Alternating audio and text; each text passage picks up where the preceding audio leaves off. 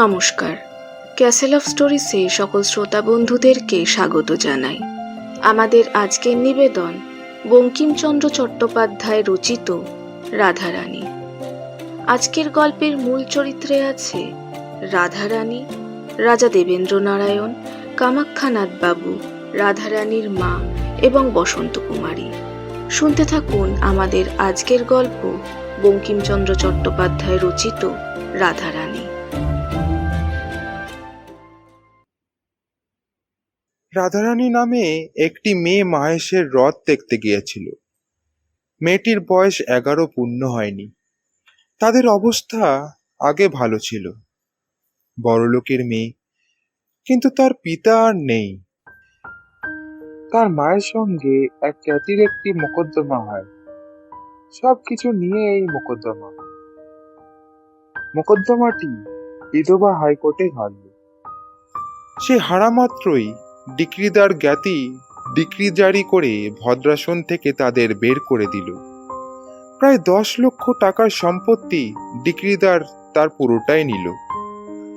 খরচা ও ওয়াসিলত দিতে নগদ যা ছিল তাও গেল। রাধারানীর মা গয়নাগাটি বিক্রি করে প্রিভি কাউন্সিলে একটি আপিল করল, কিন্তু এরপর আর খাদ্যের সংস্থান থাকলো না। বিধবা একটা কুটিরে আশ্রয় নিয়ে কোনোভাবে শারীরিক পরিশ্রম করে দিন কাটাতে লাগলো। রাধারানীর বিয়ে দিতে পারল না। দুর্ভাগ্যক্রমে রথের আগে রাধারানীর মা ঘোরতর অসুস্থ হলো। যে কায়িক পরিশ্রমে দিনপাত হতো তা বন্ধ হলো। মা অসুস্থ, তাই রাধারানীর এখন উপবাস। রথের দিন তার মায়ের শরীর একটু বিশেষ খারাপ হলো। ওষুধের প্রয়োজন, কিন্তু ওষুধ কোথায়, কি দেবে? রাধারানী কাঁদতে কাঁদতে কতগুলো বনফুল তুলে তার মালা গাঁথল। মনে করল যে এই মালা রথের মেলায় বিক্রি করে 2-1 পয়সা পাবে, তা দিয়েই মায়ের ওষুধ হবে। কিন্তু রথের টান অর্ধেক হতে না হতেই জোর বৃষ্টি আরম্ভ হলো।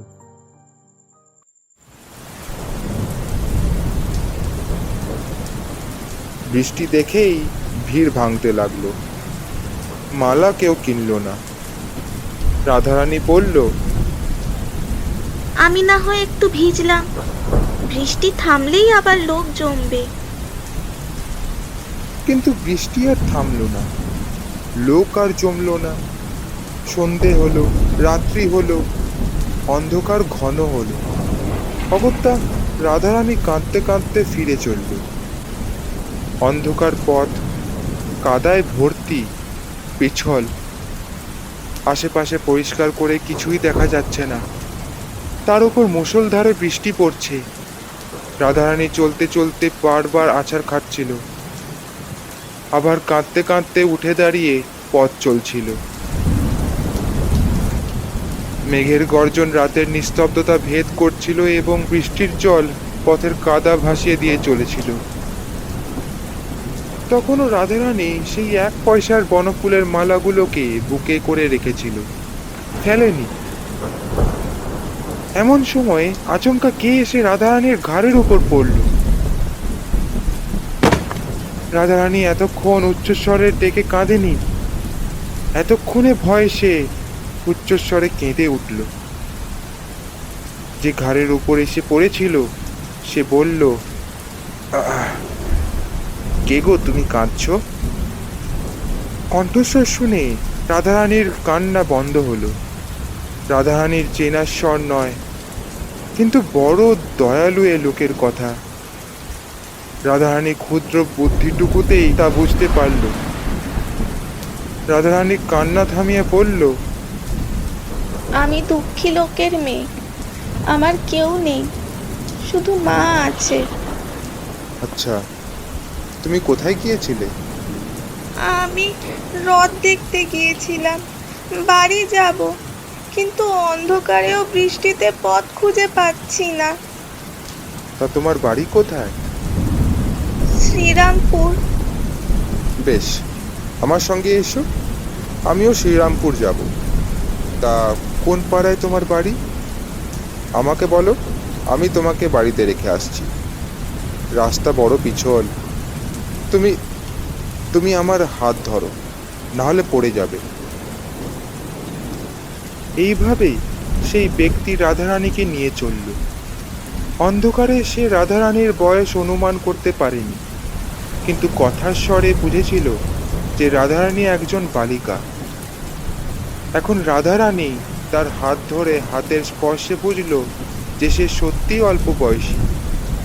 তখন সে জিজ্ঞাসা করল,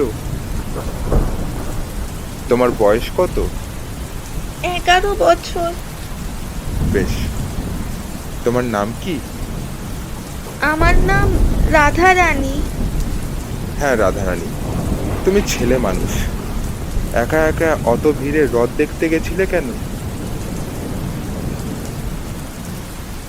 তখন সে কথায় কথায় মিষ্টি মিষ্টি কথাগুলি বলে সেই 1 পয়সার বনফুলের মালা সব কথা বের করে নিল। শুনল যে মায়ের ওষুধের জন্য ছোট মেয়েটি মালা গেঁথে রথের মেলায় বেচতে গিয়েছিল।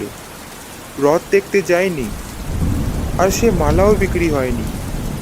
এখনো সেই মালা মেয়েটি বুকে চেপে ধরে রেখেছে। তখন সে বলল, হ্যাঁ, আমি এক ছড়া মালা খুঁজছিলাম।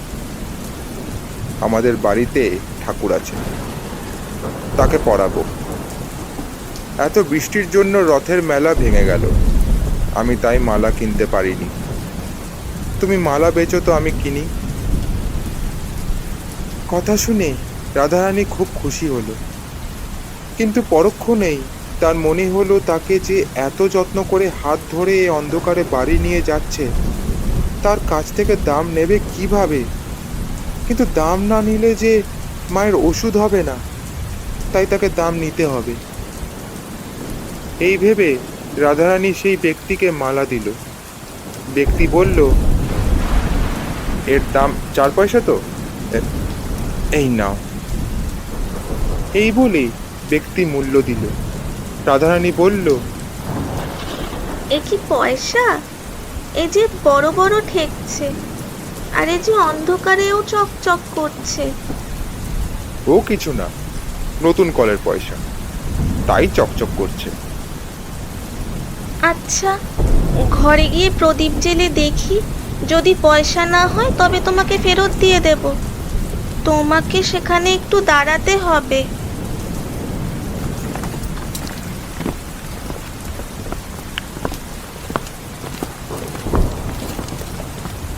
কিছুক্ষণ পরে তারা রাধারানীর মায়ের কুটিরের কাছে এসে উপস্থিত হলো। রাধারানী বলল, তুমি ঘরে এসে দাঁড়াও, আমি প্রদীপ জেলে দেখি টাকা কি পয়সা। আমি বাইরেই দাঁড়িয়ে আছি, তুমি আগে ভেজা কাপড় ছাড়ো, তারপর প্রদীপ জ্বালিও। আমার আর কাপড় নেই, একখানাই ছিল, তা কাচতে দিয়েছি। আমি বেশিরভাগ সময় ভিজে কাপড়েই থাকি, আমার অসুখ করে না। আঁচলটা নিংড়ে পড়বো এখন। তুমি দাঁড়াও, আমি আলো জ্বালি। ঘরে তেল ছিল না, সুতরাং চালের থেকে খড় পেড়ে চকমকে ঠুকে আগুন জ্বালতে হলো। আলো জেলে রাধারানী দেখল তার হাতে টাকা বটে, পয়সা নয়। তখন রাধারানী প্রদীপ নিয়ে ছুটে বাইরে এসে দেখল যে ব্যক্তি তাকে টাকা দিয়েছে সে আর সেখানে দাঁড়িয়ে নেই, চলে গেছে। রাধারানী তখন বিষণ্ণভাবে তার মাকে সব খুলে বলল। তারপর তার মায়ের মুখের দিকে চেয়ে কাতর কণ্ঠে বলল, মা, এখন কি হবে? কি হবে বাচ্চা? সে কি আর না জেনে টাকা দিয়েছে? সে দাতা আমাদের দুঃখ শুনে দান করেছে। আমরাও ভিখিরি হয়েছি, তাই তার দান গ্রহণ করি।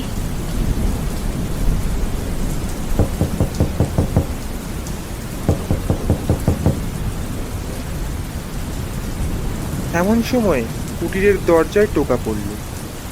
রাধারানী দরজা খুলে দিল। সে ভেবেছিল যে সেই ব্যক্তি বুঝি আবার ফিরে এসেছেন, কিন্তু পোড়া কপাল, পোড়ার মুখো কাপড়ে মিলসে এসেছে। রাধারানীর মায়ের কুটির বাজারের কাছেই। তাদের কুটিরের কাছেই পদ্মলোচন সাহার কাপড়ের দোকান। পদ্মলোচন খোদ পোড়ামুখো কাপড়ে মিলছে। এক জোড়া নতুন কাপড় হাতে করে নিয়ে এসেছে। এখন দ্বার খোলা পেয়ে রাধারানীকে দিয়ে বলল, রাধারানীর এই কাপড়। ও মা, আমার কিসের কাপড়? কেন?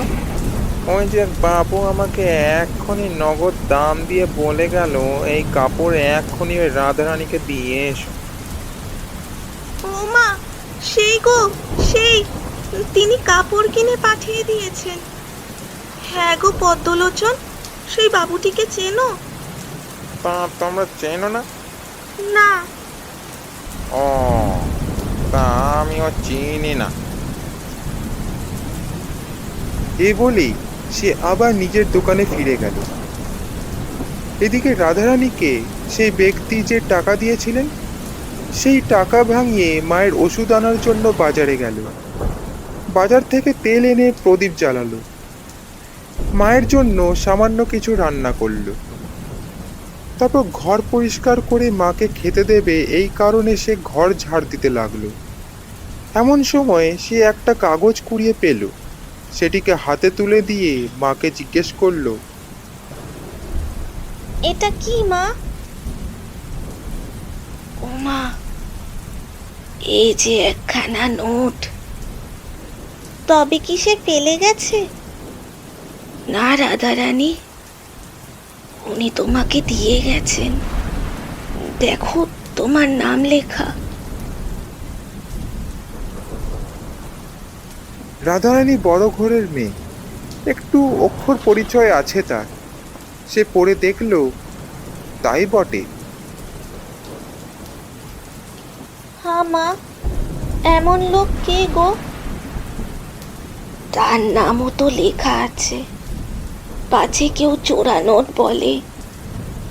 এই জন্যই হয়তো নাম লিখে দিয়ে গেছেন। তার নাম হলো রুক্মিণী কুমার রায়।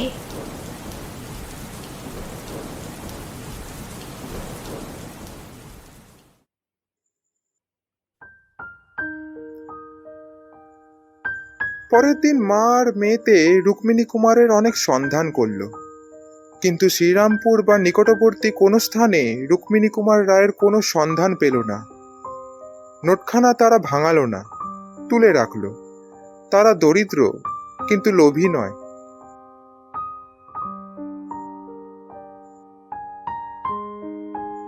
রাধারানীর মা ওষুধ পেল বটে, কিন্তু সে রোগ থেকে মুক্তি পাওয়া তার অদৃষ্টে ছিল না। তিনি অতিশয় ধনী ছিলেন, এখন অতি দক্ষিণী হয়েছেন। এই শারীরিক এবং মানসিক কষ্ট তার সহ্য হলো না। রোগ ক্রমে বৃদ্ধি পেয়ে তার শেষকাল উপস্থিত হলো। এমন সময় বিলেত থেকে খবর আসলো যে প্রিভি কাউন্সিলের আপিল তার পক্ষে এসেছে। তিনি নিজের সম্পত্তি আবার ফিরে পাবেন, ওয়াসিলাতের টাকা ফেরত পাবেন এবং 3 আদালতের খরচা পাবেন। কামাখ্যানাথ বাবু তার পক্ষে হাইকোর্টের উকিল ছিলেন। তিনি নিজে এই সংবাদ নিয়ে রাধারানীর মায়ের কুটিরে উপস্থিত হলেন। সুসংবাদ শুনে বিধবার চোখ থেকে অশ্রু ঝরতে লাগলো। তিনি নিজেকে সামলে নিয়ে কামাখ্যা বাবুকে বললেন,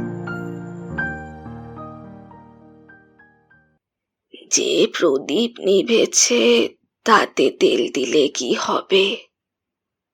আপনার এই সুসংবাদেও আমার প্রাণ রক্ষা হবে না। আমার আয়ু শেষ হয়ে এসেছে। তবে আমার এই শান্তি যে রাধারানী আর অনাহারে প্রাণত্যাগ করবে না।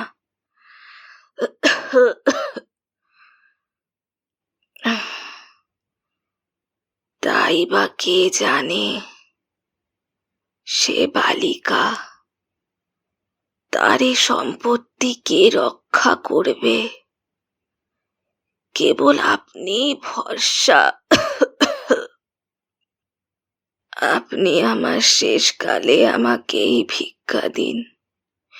নইলে আর কার কাছে চাইবো? কামাখ্যাবাবু অতি ভদ্রলোক এবং তিনি রাধারানীর পিতার বন্ধু ছিলেন। রাধারানীর মায়ের দুর্দশা দেখে তিনি বলেছিলেন, যতদিন না আপিল নিষ্পত্তি পায় অন্তত ততদিন আমার বাড়িতে এসে থাকো। রাধারানীর মা তাতে রাজি হয়নি। পরবর্তীতে কামাখ্যাবাবু কিছু কিছু মাসিক সাহায্য করতে চাইলে বিধবা বললে, আমার এখনো কিছু হাতে আছে, প্রয়োজন পড়লে না হয় চেয়ে নেব। রুক্মিণী কুমারের দান গ্রহণ তাদের প্রথম ও শেষ দান গ্রহণ। কামাখ্যাবাবু এতদিন বুঝতে পারেনি যে তারা এতটা দুর্দশাগ্রস্ত হয়েছেন। তাদের দশা দেখে তিনি অত্যন্ত কাতর হয়ে পড়লেন।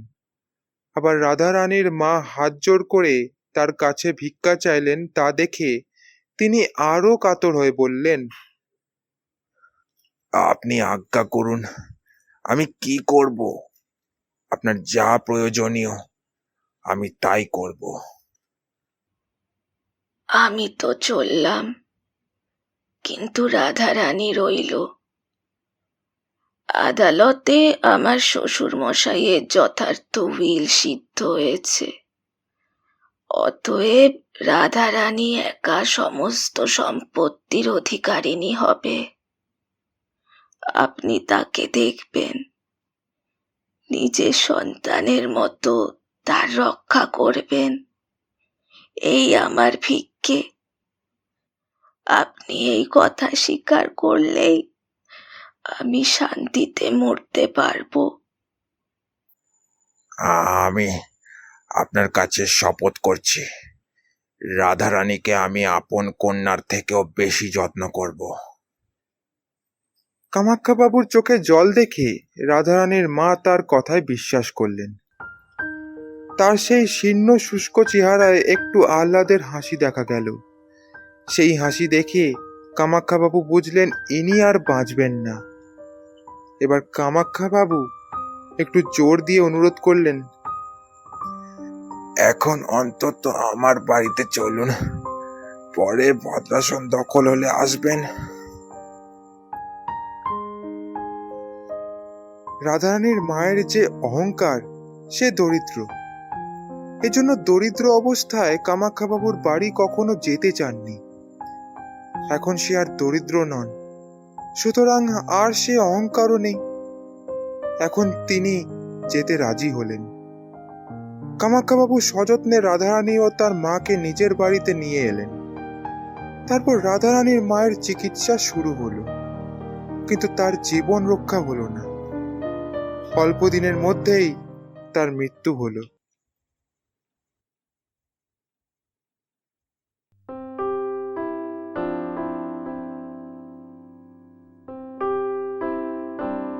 উপযুক্ত সময় কামাখ্যাবাবু রাধারানীকে তার সম্পত্তিতে দখল দেওয়ালেন, কিন্তু রাধারানী ছেলে মানুষ বলে তাকে তার বাড়িতে একা থাকতে দিলেন না, নিজের বাড়িতেই রাখলেন। কালেক্টর সাহেব রাধারানীর সম্পত্তি কোর্ট অফ ওয়ার্ডসের অধীনে আনবার জন্য যত্ন পেলেন, কিন্তু কামাখ্যাবাবু ভাবলেন, আমি রাধারানীর জন্য যতদূর করব, সরকারি কর্মচারীরা ততটা কি আদৌ করবে? কামাখ্যাবাবুর কৌশলে কালেক্টর সাহেব নিরস্ত হলেন। তিনি স্বয়ং রাধারানীর সম্পত্তির তত্ত্বাবধান করতে লাগলেন। বাকি রইল রাধারানীর বিয়ে, কিন্তু কামাখ্যাবাবু বাল্যবিবাহকে সমর্থন করেন না। তিনি বিবেচনা করলেন যে রাধারানীর বিয়ে তাড়াতাড়ি না দিলে জাত গেলে মনে করবে এমন লোক কেউ তার নেই।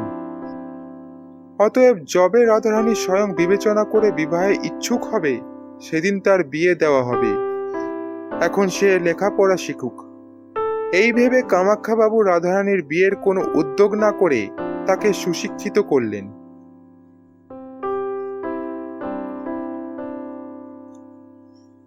5 বছর কেটে গেল। রাধারানীর বয়স এখন 16 বছর। সে এখন পরম সুন্দরী একজন কুমারী, কিন্তু সে অন্তঃপুরের মধ্যে বাস করে। তার সেই রূপের সৌন্দর্য কেউ দেখতে পায় না। এতদিনে রাধারানীর সম্বন্ধ করবার সময় উপস্থিত হলো। কামাখ্যাবাবুর ইচ্ছা রাধারানীর মনের কথা বুঝে তার সম্বন্ধ করার। সে বিষয় জানবার জন্য নিজের কন্যা বসন্ত কুমারীকে ডাকলেন।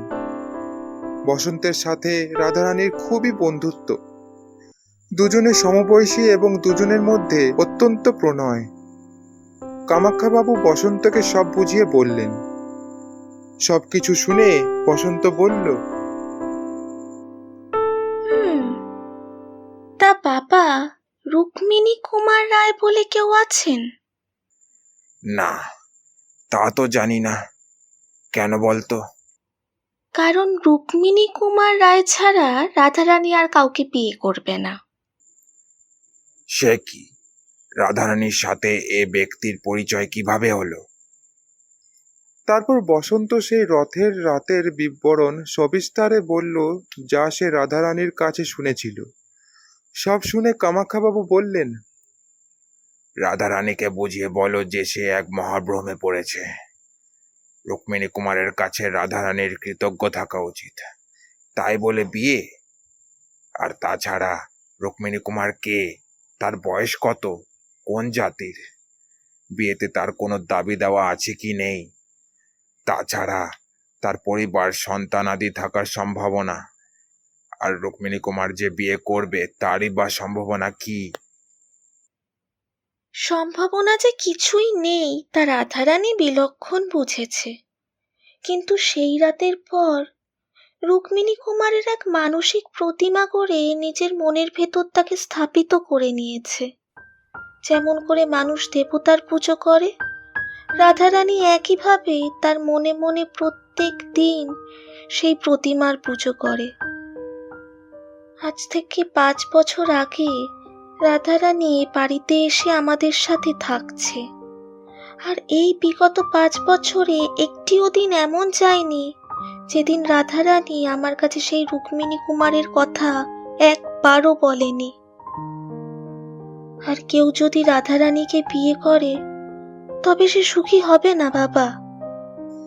বাতিক, এর একটু চিকিৎসার দরকার। কিন্তু প্রথম চিকিৎসা বোধ হয় রুক্মিণী কুমারের সন্ধান করা। কামাখ্যাবাবু নিজে কলকাতায় তার অনুসন্ধান করতে লাগলেন। নিজের সব বন্ধুদেরও সন্ধানে নিযুক্ত করলেন। প্রত্যেকটি সংবাদপত্রে বিজ্ঞাপন দিলেন, যে বিজ্ঞাপন এইরূপ: বাবু রুক্মিণী কুমার রায় নিম্নে স্বাক্ষরকারী ব্যক্তির সঙ্গে সাক্ষাৎ করিবেন। বিশেষ প্রয়োজন আছে। ইহাতে রুক্মিণী বাবুর সন্তোষের ব্যতীত অসন্তোষের কারণ উপস্থিত হইবে না। কিন্তু কিছুতেই রুক্মিণী কুমারের কোনো সন্ধান পাওয়া গেল না। দিন গেল, মাস গেল, বছর গেল, কিন্তু কই রুক্মিণী কুমার তো এলো না। এরপর রাধারানীর আরেকটি ঘোরতর বিপদ হলো। কামাখ্যাবাবু পরলোক গমন করলেন। রাধারানী এতে শোকে কাতর হয়ে পড়ল। তার মনে হলো সে যেন দ্বিতীয়বার পিতৃহীন হলো। কামাখ্যাবাবুর শ্রাদ্ধাদির পর রাধারানী নিজের বাড়িতে গিয়ে বসবাস করতে লাগলো এবং নিজের সম্পত্তির তত্ত্বাবধান নিজেই করতে লাগলো। কামাখ্যাবাবুর জন্য রাধারানীর সম্পত্তি বিস্তার বেড়েছিল। সম্পত্তি নিজের হাতে নিয়েই রাধারানী প্রথমেই 2 লক্ষ মুদ্রা গভর্নমেন্ট পাঠালে। তার সঙ্গে এই প্রার্থনা করলেন যে তার নিজের গ্রামে অনাথ আশ্রম স্থাপিত করা হোক, আর তার নাম হোক রুক্মিণী কুমারের প্রাসাদ। অনাথ আশ্রম প্রতিস্থাপিত হলো। রাধারানীর মা দরিদ্র অবস্থায় নিজের গ্রাম ত্যাগ করে শ্রীরামপুরে কুটির নির্মাণ করেছিলেন। কারণ যে গ্রামে সে এক সময় ধনী ছিলেন সেই গ্রামে দরিদ্র হয়ে বাস করা কষ্টকর। তাদের নিজের গ্রাম শ্রীরামপুর থেকে কিছুটা দূরে সেই গ্রামের নাম রাজপুর। এখন রাধারানী রাজপুরে বাস করতে শুরু করলেন। অনাথ আশ্রম তার বাড়ির সামনেই স্থাপিত হলো। নানা দেশ থেকে দীন দুঃখী অনাথ এসে সেখানে বাস করতে লাগলো। 2-1 বছর আরো কেটে গেল। একদিন একজন ভদ্রলোক সেই অনাথ আশ্রমে এসে উপস্থিত হলো। তার বয়স 31 কি 32 বছর। অবস্থা দেখে অতি ধীর গম্ভীর এবং অর্থশালী লোক বোধ হয়। তিনি সেই রুক্মিণী কুমারের প্রাসাদের দ্বারে এসে দাঁড়ালেন। রক্ষকদের জিজ্ঞেস করে সে জানতে পারলেন এ কোনো বাড়ি নয়, এ এক অনাথালয়, এবং আরো জানল যে এই অন্নসত্র দিয়েছেন তিনি রুক্মিণী কুমার নন, তিনি একজন স্ত্রীলোক ও সামনের অট্টালিকাতে তিনি বাস করেন এবং তিনি পুরুষের সামনে বের হন না। এবার সেই ব্যক্তি ধীরে ধীরে রাধারানীর অট্টালিকার ভেতর প্রবেশ করলেন। যিনি এসেছেন তার পোশাকে বাঙালিয়ানার ছাপ, বেশ পরিপাটি করে পরা। তার হাতের একটি আঙুলে একটা হীরের আংটি ছিল। রাধারানীর বাড়ির কর্মচারীরা এর আগে এত বড় হীরার আংটি কখনো দেখেনি। আর তার গলায় ছিল বহুমূল্য একটি মুক্তার মালা। সেই ভদ্রলোকের সাথে কেউ ছিল না, তাই তারা জিজ্ঞাসা করতে পারল না যে এই ব্যক্তি কে। তিনি রাধারানীর দেওয়ানজির সাথে সাক্ষাৎ করে বললেন, এই চিঠি আপনার মুনিবের কাছে পাঠিয়ে আমাকে তার উত্তর এনে দিন। দেওয়ানজি তাকে জানালেন তাদের মুনিব স্ত্রীলোক, তাই তিনি নিয়ম করেছেন যে কোনো অপরিচিত লোক চিঠি আনলে দেওয়ানজি তা না পড়ে তার কাছে যেন না পাঠায়। সব শুনে ব্যক্তি বলল, ঠিক আছে, তবে তবে আপনি পড়ুন। চিঠির লেখা কিছুটা এমন: প্রিয় ভগিনী, এ ব্যক্তি পুরুষ হলেও ইনার সাথে গোপনে সাক্ষাৎ করো, আর যা যা ঘটে আমাকে লিখে পাঠিও। ইতি বসন্ত কুমারী। কামাখ্যাবাবুর কন্যার স্বাক্ষর দেখে কেউ আর কিছু বলল না। চিঠি গেল অন্তপুরে। তারপর অন্তপুর থেকে পরিচারিকা সেই ব্যক্তিকে নিতে আসলো। আর কেউ সঙ্গে যেতে পারল না, হুকুম নেই। পরিচারিকা বাবুকে নিয়ে এক সুসজ্জিত ঘরে বসালো। রাধারানীর অন্তপুরে সেই প্রথম কোনো পুরুষ মানুষ প্রবেশ করল। তারপর একজন পরিচারিকা রাধারানীকে ডাকতে গেল, আর একজন আড়ালে দাঁড়িয়ে আগন্তুককে নিরীক্ষণ করতে লাগলো।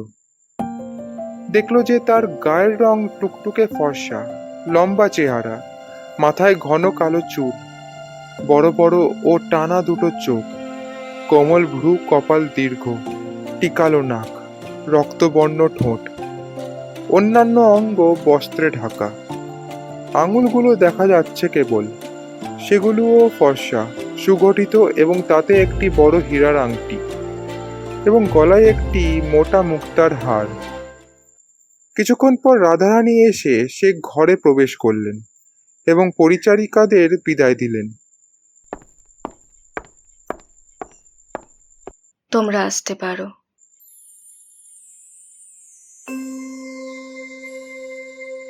রাধারানীর ঘরে প্রবেশের সঙ্গেই ব্যক্তির বোধ হলো যে সেই ঘরে এক অভিনব সূর্যোদয় হলো। সেই রূপের আলোয় তার মস্তিষ্ক পর্যন্ত যেন প্রদীপ্ত হয়ে উঠল। আগন্তুকের উচিত প্রথম কথা বলা, কেননা তিনি পুরুষ এবং বয়সে বড়, কিন্তু তিনি সৌন্দর্যে মুগ্ধ হয়ে নিস্তব্ধ হয়ে রইলেন। রাধারানী একটু অসন্তুষ্ট হয়ে বললেন, আপনি এভাবে আমার সঙ্গে গোপনে দেখা করতে চেয়েছেন কেন? আমি স্ত্রীলোক, কেবলমাত্র বসন্তের অনুরোধেই আমি এভাবে দেখা করতে রাজি হয়েছি। আমি আপনার সাথে গোপনে দেখা করার ইচ্ছা প্রকাশ করেছি, ঠিক তা নয়। তা নয়? তা বসন্ত কেন চিঠিতে এমন অনুরোধ করলো সেটা জানায়নি। বোধহয় আপনি জানেন। আগন্তুক একখানা পুরনো সংবাদপত্র বের করে তা রাধারানীকে দেখালেন।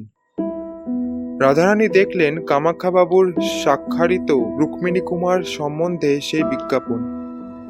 রাধারানী তা দেখে কাঁপতে লাগলেন। তারপর তার চোখ গেল আগন্তুকের উপর। ব্যক্তির দেবতুল্য গঠন দেখে সে ভাবল, ইনি কি তার রুক্মিণী কুমার? আর থাকতে না পেরে জিজ্ঞাসা করে বসলেন, আপনার নাম কি রুক্মিণী কুমার বাবু? আগে না না।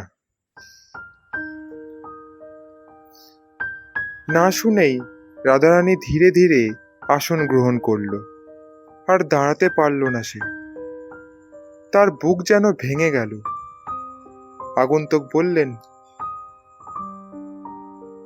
আমি যদি রুক্মিণী কুমার হতাম তাহলে কামাখ্যাবাবু এ বিজ্ঞাপন দিতেন না, কেননা তার সঙ্গে আমার পরিচয় ছিল। যখন এ বিজ্ঞাপন বের হয় তখন আমি এটা দেখে তুলে রেখেছিলাম। যদি আপনার সঙ্গে এই বিজ্ঞাপনের কোনো সম্বন্ধই না থাকে তবে আপনি এটা তুলে রেখেছিলেন কেন? একটা কৌতূহলের জন্য। মানে? আজ 8-10 বছর হলো আমি মাঝে মধ্যে কাজের ফাঁকে ঘুরে বেড়াতাম, কিন্তু লোক লজ্জার ভয়ে নিজের নাম গোপন করে কাল্পনিক নাম ব্যবহার করতাম। আমার কাল্পনিক নাম হলো রুক্মিণী কুমার। আপনি এমন অন্যমনস্ক হয়ে যাচ্ছেন কেন? না তো, কিছু না, আপনি বলুন। যথার্থ রুক্মিণী কুমার নামে কাউকে চিনি না। যদি কেউ আমারই তল্লাশ করে, যদিও সেটা সম্ভব নয়, তাও কি জানি 7-5 ভেবে বিজ্ঞাপনটি তুলে রাখলাম, কিন্তু কামাখ্যাবাবুর সামনে আসতে সাহস হলো না। তারপর? পরে কামাখ্যাবাবুর শ্রাদ্ধে তার পুত্ররা আমাকে নিমন্ত্রণ করলেন, কিন্তু কাজে অতিরিক্ত ব্যস্ত থাকার কারণে আসতে পারিনি। কিছুদিন আগে সে ত্রুটির ক্ষমার প্রার্থনার জন্য তার ছেলেদের সাথে দেখা করতে এসেছিলাম। বিজ্ঞাপনটিও সাথে করে নিয়ে এসেছিলাম। সুযোগ পেয়ে কামাখ্যাবাবুর বড় ছেলেকে বিজ্ঞাপনের বিষয়ে জিজ্ঞাসা করলাম যে এ বিজ্ঞাপন কেন দেওয়া হয়েছিল। সে বলল, রাধারানীর অনুরোধে। আসলে আমিও এক রাধারানীকেই চিনতাম, একটি বালিকা। আমি একদিন দেখে তাকে আর ভুলতে পারিনি। সে তার মায়ের ওষুধের জন্য বনফুলের মালা গেঁথে সেই অন্ধকার বৃষ্টিতে। বক্তা আর কথা বলতে পারলেন না, তার চোখ জলে ভরে এলো। রাধারানীরও চোখ জলে ভাসতে লাগলো। চোখ মুছে রাধারানী অনেক কষ্টে বলল, ওসব ইতর লোকের কথার এখন কি প্রয়োজন? আপনার কথা বলুন। কি? রাধারানী ইতর নয়? এ সংসারে যদি কেউ দেবকন্যা থাকে তবে তবে সে রাধারানী। যদি কারোর কথায় অমৃত ঝরে তবে সেই রাধারানী। আগন্তুক নিজের মনে মনেই বলতে লাগলো, আজ এতদিন হলো সেই রাধারানীর কণ্ঠস্বর শুনেছিলাম। ঠিক আজও সেই কণ্ঠস্বর আমার মনের ভেতর বাজছে যেন কালই শুনেছি। অথচ আজ এই নতুন কণ্ঠস্বর শুনে আমার রাধারানীর কথা মনে পড়ছে কেন? এ কি সেই? না না, আমি মূর্খ। কোথায় সেই দিন দুঃখিনী ভিখারিণী, আর কোথায় এই উচ্চ প্রাসাদ বিহারিণী ইন্দ্রাণী? আমি সে রাতে রাধারানীকে ভালো করে দেখতে পাইনি, তাই জানি না সে সুন্দর কি কুৎসিত। তবে এই রূপসীর এক অংশ রূপও যদি তার থাকে তাহলে সেও লোকমোহিনী হবে। এদিকে রাধারানী মুগ্ধভাবে আগন্তুকের কথাগুলি শুনছিল আর মনে মনে ভাবছিল, তুমি যা কিছু পাপিষ্ঠা রাধারানীকে বলছো সেসব কথাগুলো যে শুধুমাত্র তোমাকেই বলা যায়। আজ 8 বছর পর রাধারানীকে ছল করবার জন্য কোন নন্দন কানন ছেড়ে নেমে এলে। এতদিন পরে কি তবে আমার হৃদয়ের পুজো পূর্ণ হয়েছে?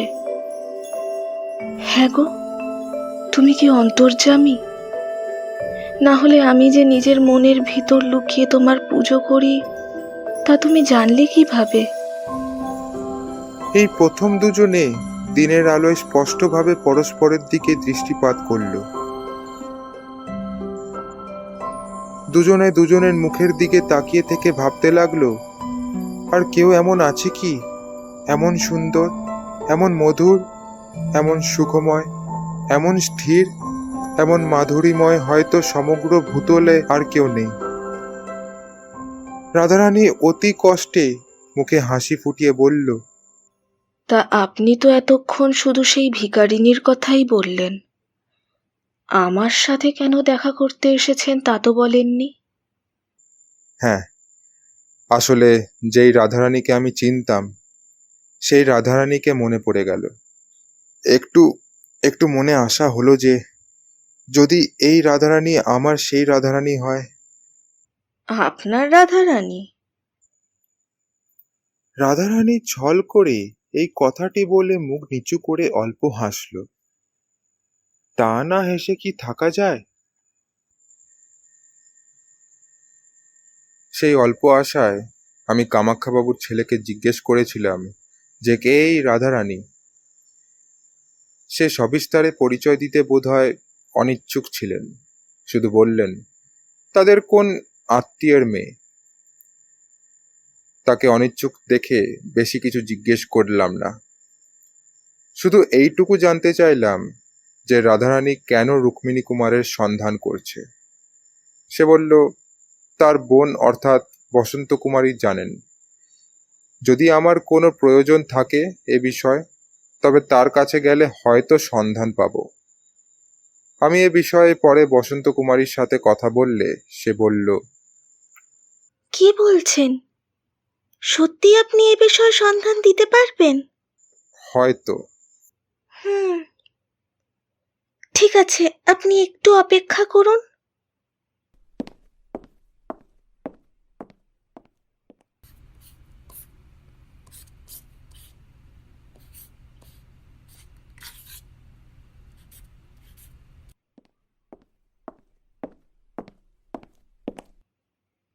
এই নিন, এই চিঠির নিচে লেখা ঠিকানায় নিয়ে যাবেন।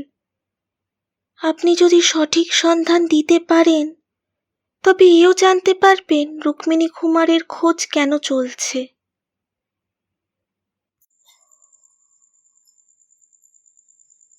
যে চিঠি বসন্ত কুমারী আমাকে দিয়েছিলেন তা আমি সে পত্র নিয়ে আপনার কাছে এসেছি। বলুন, আমি কি কোনো ভুল করেছি? জানি না, বোধহয় আপনি মহাভ্রমে পড়ে এখানে এসেছেন। আপনার রাধারানী কে তা আমি জানি না, তবে সেই রাধারানীর ব্যাপারে বিস্তারে শুনলে হয়তো বলতে পারি যে আমার দ্বারা তার কোনো সন্ধান দেওয়া সম্ভব হবে কি হবে না। এরপর সেই ব্যক্তি সেই রথের রাতের সব ঘটনা সবিস্তারে বললে।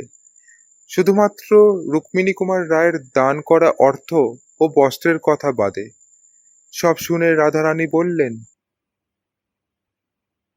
স্পষ্ট কথা মার্জনা করবেন, আপনাকে রাধারানীর কথা বলতে সাহস পাচ্ছি না, কেননা আপনাকে দেখে দয়ালু লোক বলে একেবারেই আমার মনে হচ্ছে না। যদি আপনার মনে সত্যিই দয়া মায়া থাকতো তাহলে আপনি যে ওই ভিখিরি মেয়েটির কথা বলছেন তাকে অমন দুর্দশাপন্ন দেখে অবশ্যই কিছু না কিছু সাহায্য করতেন। কই, সাহায্য করার কথা তো আপনি কিছু বললেন না।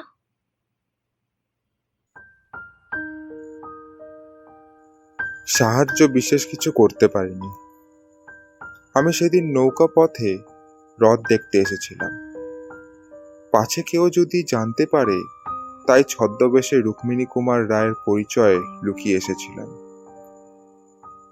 সন্ধেবেলা ঝড় বৃষ্টি হওয়ার ভয় বোটে থাকতে সাহস হয়নি, তাই একাই পাড়ে উঠে আসি। সঙ্গে যা অল্প ছিল তা রাধারানীকেই দিয়েছিলাম, কিন্তু তা অতি সামান্য। পরের দিন সকালে এসে তাদের খবর নেব ভেবেছিলাম, কিন্তু সেই রাতে আমার পিতার অসুস্থতার সংবাদ পেয়ে তখনই আমাকে কাশী যেতে হলো। অনেকদিন অসুস্থ থাকার পর তিনি কাশীতেই পরলোক গমন করেন, তাই আমার সেখানে প্রায় 1 বছর মতো সময় কেটে যায়।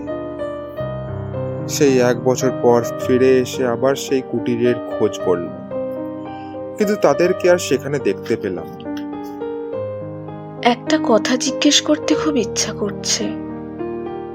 বোধহয় সেই রথের রাতে ঝড় বৃষ্টির মধ্যে আপনাকে সেই কুটিরেই আশ্রয় নিতে হয়েছিল। তা আপনি কতক্ষণ ছিলেন সেখানে? বেশিক্ষণ নয়। আমি যা রাধারানীর হাতে দিয়েছিলাম তা দেখার জন্য রাধারানী কুটিরের ভেতরে আলো জ্বালতে গেল। আমি সেই অবসরেই তার জন্য কাপড় কিনতে চলে গিয়েছিলাম। আর কি দিয়ে আসলেন? আর আর কি দেব? একখানা ছোট নোট ছিল, তা কুটিরে রেখে এসেছিলাম। নোটটা এভাবে রেখে আসা বুদ্ধিমানের কাজ মোটেও হয়নি। তারা মনে করতে পারেন নোটটা হয়তো আপনি হারিয়ে ফেলেছেন। না না, আমি পেন্সিলে লিখে দিয়েছিলাম রাধারানীর জন্য। তাতে আমার স্বাক্ষর করেছিলাম রুক্মিণী কুমার রায়। যদি সেই রুক্মিণী কুমারকে সেই রাধারানী অন্বেষণ করে থাকেন, ওই ভরসায় বিজ্ঞাপনটি তুলে রেখেছিলাম। তাই বলছিলাম, আপনার মনে বোধহয় দয়া মায়া নেই। না হলে যে রাধারানী। এইটুকু বলে সে আর কোনো কথা বলতে পারল না। যেদিকে রুক্মিণী কুমার বসেছিল সেদিকের ঘোমটাটা আরো সামনের দিকে টেনে নিয়ে সে ঘর থেকে দ্রুত পায়ে বেরিয়ে গেল। তার চোখ থেকে ঝরে পড়া অশ্রুধারা রুক্মিণী কুমার হয়তো দেখতে পেলেন না।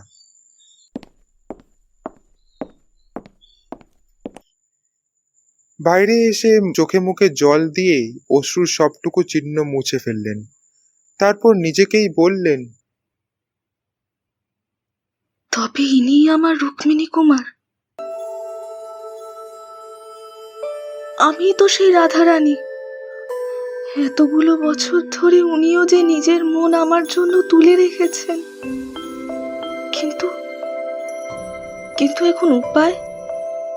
আমি যে রাধারানী তা উনাকে বিশ্বাস করাতেই পারি, কিন্তু তারপর উনি কি জাতি তা তো জানি না। সে না হয় এখনই জেনে নেওয়া যাবে, কিন্তু সে যদি আমার জাতির না হয় তবে ধর্মবন্ধন ঘটবে কি করে? প্রাণের বন্ধন ঘটবে কি করে?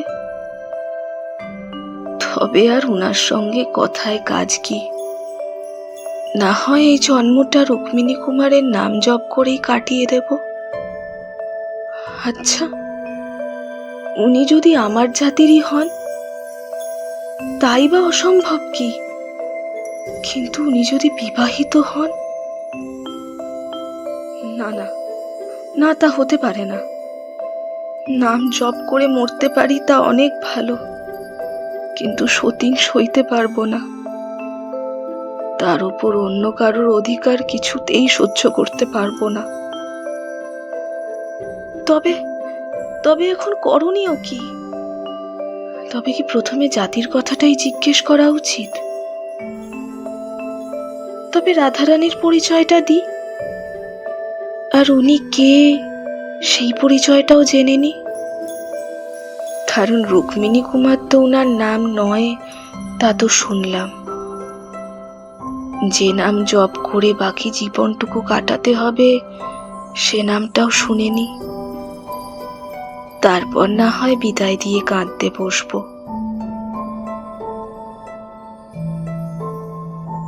এই ভেবে রাধারানী যা প্রাণের থেকেও বেশি যত্ন করে তুলে রেখেছিল তা বের করে আনলো। সেই নোটখানা। আগেই বলেছিলাম রাধারানী ও তার মা সেই নোটখানা না ভাঙিয়ে তুলে রেখেছিল। রাধারানী সে নোটটা আঁচলে বেঁধে নিল। বাঁধতে বাঁধতে ভাবল, আচ্ছা, মনের বাসনা যদি পুড়ে যায় তবে শেষ কথাটা কে বলবে?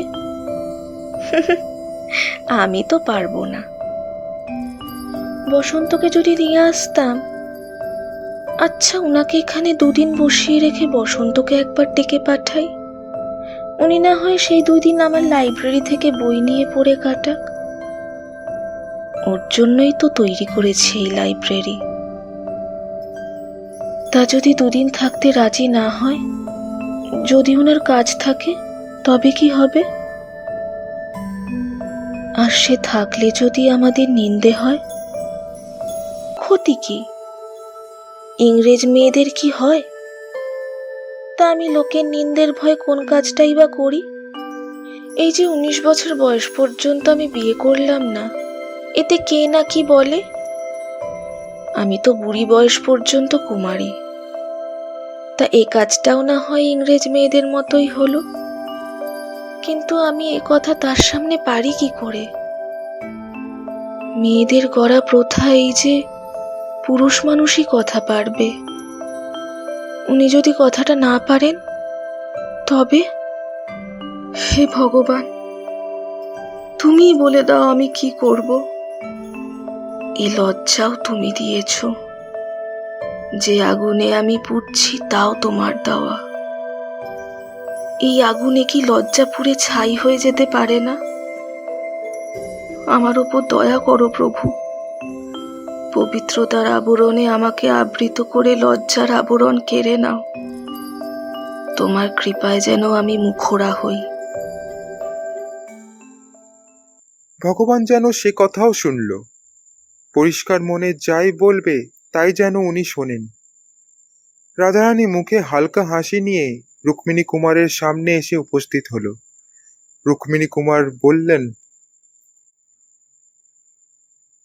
আপনি আমাকে বিদায় দিয়েও যাননি, আর আমি যে কথা জানবার জন্য এসেছি তাও জানতে পারিনি, তাই তাই এখনো যাইনি। আপনি যে রাধারানীর জন্য এসেছেন সে কথা আমারও মনে আছে। এ বাড়িতে একজন রাধারানী আছে সে কথা সত্যি, তবে সে আপনার পরিচিত কিনা সে কথাই ঠিক করতে গিয়েছিলাম। তারপর? আম, আসলে আসলে একটা প্রশ্ন ছিল। আপনি বললেন যে রুক্মিণী কুমার আপনার যথার্থ নাম নয়। রাধারানীর যে আরাধ্য দেবতা তার নাম এখনো পর্যন্ত সে শুনতে পায়নি। আরাধ্য দেবতা? কে বলল? রাধারানী কথাটা অসাবধান বশত বলে ফেলেছিল, এখন সে কথাটা সামাল দেওয়ার জন্য বলেই ফেলল। নাম? আপনার আসল নামটা যদি জানতে পারতাম। আমার নাম দেবেন্দ্র নারায়ণ রায়। দেবেন্দ্র নারায়ণ রায়? অর্থাৎ রাজা দেবেন্দ্র নারায়ণ রায়? রাধারানী গুপ্তভাবে হাত জোড় করে ভগবানকে ডাকল। জয় জগদীশ্বর, তোমার কৃপা অনন্ত। তারপর প্রকাশ্যে বললেন, আমি আপনার নাম অনেক শুনেছি। সে তো সকলেই আমাকে রাজা ভাবে। আমাকে কুমার যে বলে সে আমার যথেষ্ট সম্মান করে। এতক্ষণে আমার সাহস বাড়ল। এটুকু জানলাম যে আপনি আমার স্বজাতি। এখন স্পর্ধা হচ্ছে যে সেসব কথা পরে হবে, আগে বলুন রাধারানী কই? ভোজনের পর সে কথা বলবো না হয়। মনে দুঃখ থাকলে যে ভোজনে তৃপ্তি হবে না। রাধারানীর জন্য এত দুঃখ? তা জানতে পারি কেন? তা জানি না, 8 বছরের দুঃখ, শুধু এটুকুই জানি। হঠাৎ এভাবে রাধারানীর পরিচয় দিতে আমার বড় সংকোচ হচ্ছে। তা জানতে পারি আপনি রাধারানীকে পেলে কি করবেন? কি আর করব, একবার দেখব। একবার দেখবার জন্য 8 বছর কাতর? আসলে রকম রকমের মানুষ থাকে। তা ঠিক বলেছেন। সে যাই হোক, আমি ভোজনের পর রাধারানীর সাথে আপনার দেখা করাবো। ওই যে বড় আয়না দেখছেন, তার ভেতর ওর প্রতিবিম্ব দেখাবো। চাক্ষুষ দেখতে পাবেন না। চাক্ষুষ দেখতে আপত্তি কি? আমি আমি যে 8 বছর ধরে কাতরভাবে অপেক্ষা করেছি। সে কথাই বিশ্বাস হয় না। আপনি 8 বছর আগে তাকে দেখেছিলেন, তখন তার কত বয়স হবে? 11 কি 12। 11 বছরের একটি মেয়ের জন্য এত অনুরাগ? কেন, হতে পারে না? কখনো শুনিনি। তবে মনে করুন কৌতূহল। সে আবার কিরকম? শুধুই দেখবার ইচ্ছা। তা দেখতে পাবেন ওই বড় আয়নার ভিতর। কেন, সামনাসামনি দেখা করতে আপত্তি কি? আপত্তি তো হবেই, সে যে কুলের কুলবতী। আপনিও তো তা। আমার ব্যাপারটা অন্য। আমার কিছু বিষয় সম্পত্তি আছে, নিজেই তার তত্ত্বাবধান করি। সুতরাং কাজের সূত্রে অনেকের সঙ্গেই আমাকে দেখা করতে হয়। আর তাছাড়া আমি তো কারোর অধীন নই, কিন্তু সে তো তার স্বামীর অধীন। স্বামীর অনুমতি ছাড়া। স্বামী? হ্যাঁ। আশ্চর্য হলেন যে? সে বিবাহিতা? হিন্দুর মেয়ে, 19 বছর বয়স, বিয়ে হবে না বুঝি? এ কথা শুনে দেবেন্দ্রনারায়ণ মাথায় হাত দিয়ে বসে রইলেন। তার চেহারায় হতাশার ছাপ ভেসে উঠল। তার এই অবস্থা দেখে রাধারানীর মনে মায়া ও আনন্দ দুই যেন একই সাথে প্রকাশ পেল। সে এগিয়ে এসে দেবেন্দ্রনারায়ণকে জিজ্ঞাসা করল, আপনি এমন হতাশ হলেন যে? আপনি কি তাকে বিয়ে করতে চেয়েছিলেন? মানুষের কি না ইচ্ছা করে। এরূপ ইচ্ছা যদি রানীজি জানতে পারেন? এর মধ্যে কোনো রানীজি নেই। রাধারানীর সঙ্গে আমার যখন সাক্ষাৎ হয় তখন আমি নিতান্তই অল্প বয়সী এবং কর্মব্যস্ততায় ভরা আমার জীবন। কখনোই বিয়ের ইচ্ছা প্রকাশের সময় পাইনি, এবং রাধারানীর সঙ্গে সাক্ষাতের পর এই দীর্ঘ 8 বছর ধরে আমি কেবল তারই কথা ভেবেছি। এই কথা শুনে রাধারানীর মন আনন্দে ভরে উঠল। সে আবার হাত দুটো জড়ো করে মনে মনে ঈশ্বরকে ডেকে উঠল। জয় জগদীশ্বরের জয়। আর কিছুক্ষণ প্রভু, আর কিছুক্ষণ যেন আমার এই সাহসটা থাকে। প্রকাশ্যে বললেন, তা শুনলেন তো, রাধারানী পরস্ত্রী। এখনো কি তার সাথে সাক্ষাতের ইচ্ছা রাখেন? রাখি বই কি। এই কথাটা কি আপনার যোগ্য? রাধারানী আমার সন্ধান করেছিলেন কেন তা এখনো আমার জানা হয়নি। আপনি রাধারানীকে যা দিয়েছিলেন তা শোধ করবে বলে। আপনি কি শোধ নেবেন? যা দিয়েছিলাম তা পেলে নিতে পারি।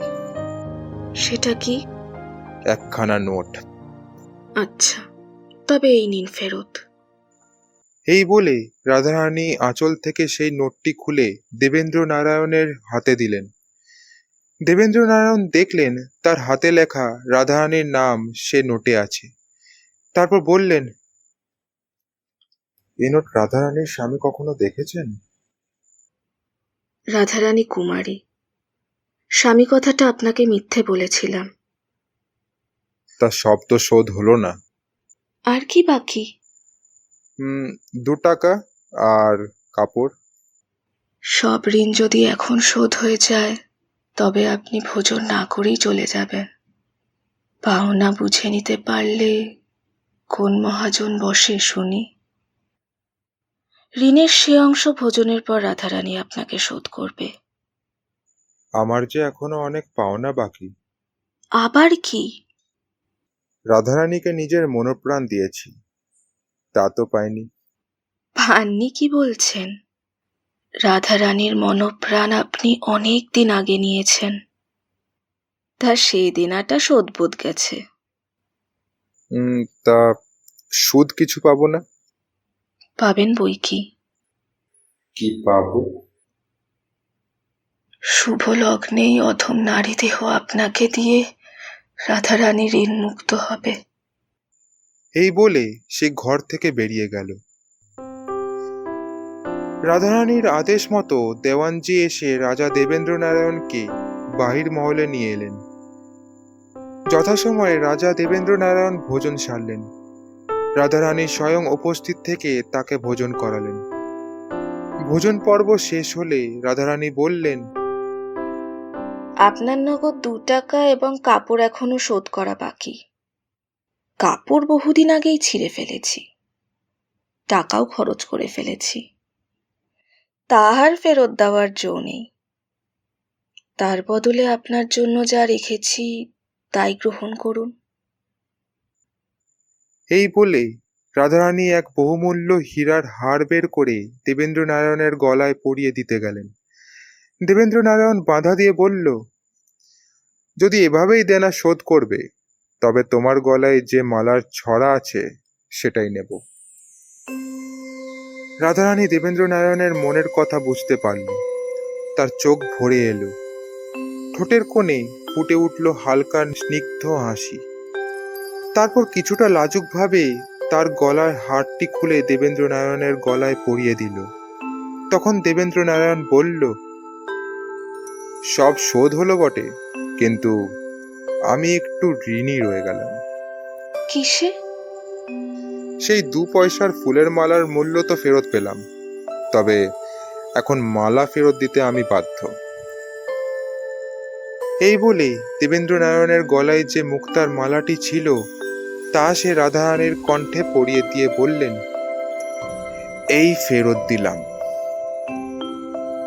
এমন সময় পোঁ করে শাঁখ বাজল।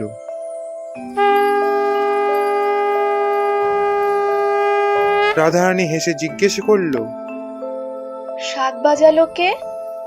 উত্তরা বুঝি? আগে হ্যাঁ, তা কেন বাজালে? কিছু পাবো বলে। উত্তরা পুরস্কৃত হলো বটে, কিন্তু তার কথাটা মিথ্যে। রাধারানী তাকে শিখিয়ে পড়িয়ে দ্বারের কাছে বসিয়ে রেখেছিল। তারপর দুজনে একান্তে বসে মনের কথা একে অপরকে বলতে লাগলো। রাধারানী দেবেন্দ্রনারায়ণের বিস্ময় দূর করবার জন্য সে রথের দিনের সাক্ষাতের পর যা যা ঘটেছিল সব সবিস্তারে বললেন। দেবেন্দ্রনারায়ণ জিজ্ঞেস করলেন, এ বাড়ি তো বেশ জনকীর্ণ দেখছি। দুঃখের দিনে আমার কেউ ছিল না, এখন আমার অনেক আত্মীয় কুটুম জুটেছে। আমি নাকি অল্প বয়সে একা থাকতে পারি না, সেজন্য যত্ন করে তাদের এখানে স্থান দিয়ে রেখেছি। তবে তাদের মধ্যে কি কেউ এমন আছে যে তোমাকে এই দিন দরিদ্রের কাছে দান করতে পারে? তাও আছে। তবে তিনি শুভলগ্ন যুক্ত যোগটা শীঘ্রই খুঁজুক। বোধ করি এতক্ষণে সে কাজটা হয়ে গেছে।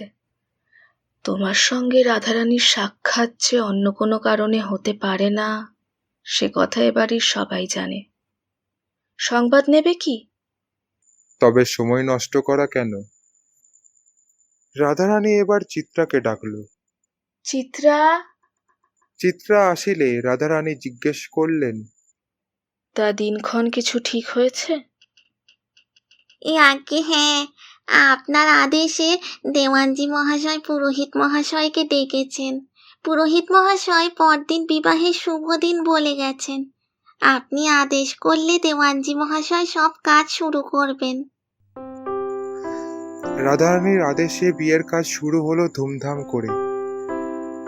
পরদিন বসন্ত এসে উপস্থিত হলো কামাখ্যাবাবুর সুপুত্ররা। রাধারানী ও দেবেন্দ্রনারায়ণের সব বন্ধুবর্গ এসে হাজির হলো। তারপর শুভ লগ্নে শুভ বিবাহ সম্পন্ন হলো।